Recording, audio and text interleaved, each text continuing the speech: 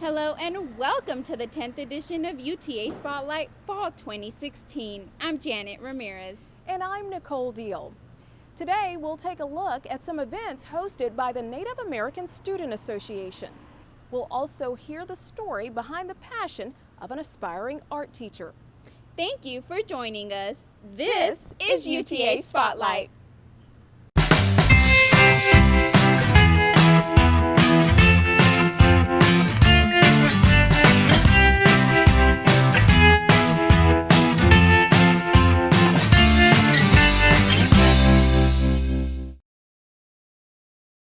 November is Native American Heritage Month, and one group on campus celebrated with an educational event. Harold Rogers has more to the story.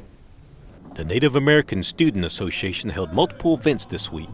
The events included a No Dakota Access Pipeline Forum, a Muskogee Creek language workshop with Edwin Marshall, and guest speaker, Dr. Brian Rice of the Mohawk Nation. The attendance was great. We actually had a full room last night in our Muskogee Creek language workshop, and we also almost had a full room here in this lecture series. So we actually had a really good turnout, and we had a lot more people who were interested, and so we appreciate that.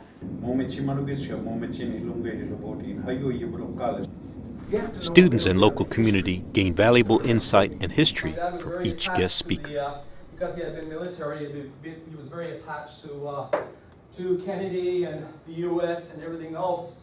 I find it very interesting, and I'm very happy to be here at Arlington because, when you're kind of stuck in the city, you don't really, know exactly what's going on in the indigenous world out here and such. And so it's not only me doing this, but I'm also learning, and I'll bring back some of the stories to my folks up north as well.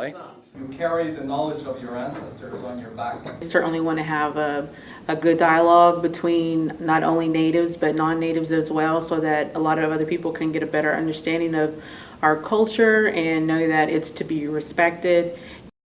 Harold Rogers, UTA News. For more details about the events that happened, go to facebook.com/uta.powwow.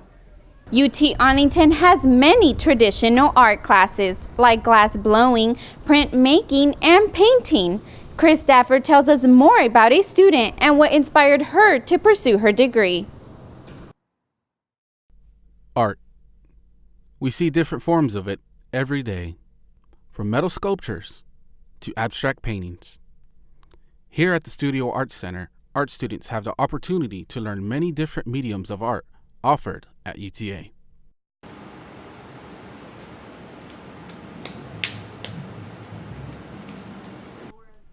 Jailene Madero, an art education major, tells me what inspired her to get into art.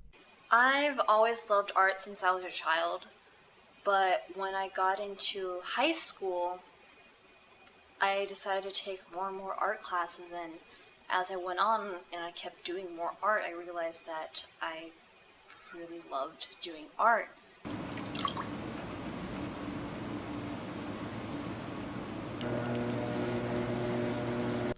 Jailene was born in Hawaii, where her father, an army soldier, was stationed at.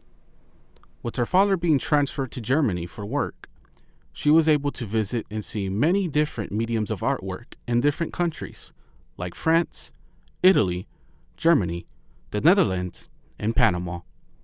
All the art she saw influenced her to want to become an art teacher when she got older, and pass down what she learned from her experiences. Because I want to teach high schoolers, I want to prepare these kids with the skills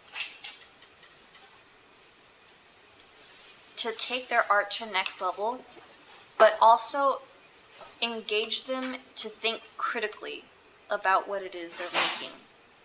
It's not just about line, it's not just about value, it's not just about the craft, it's about the intent behind the craft. Jailene is expected to graduate in spring 2018 with a bachelor's in fine arts and a certificate for teaching for grades K through 12. Chris Stafford, UTA News.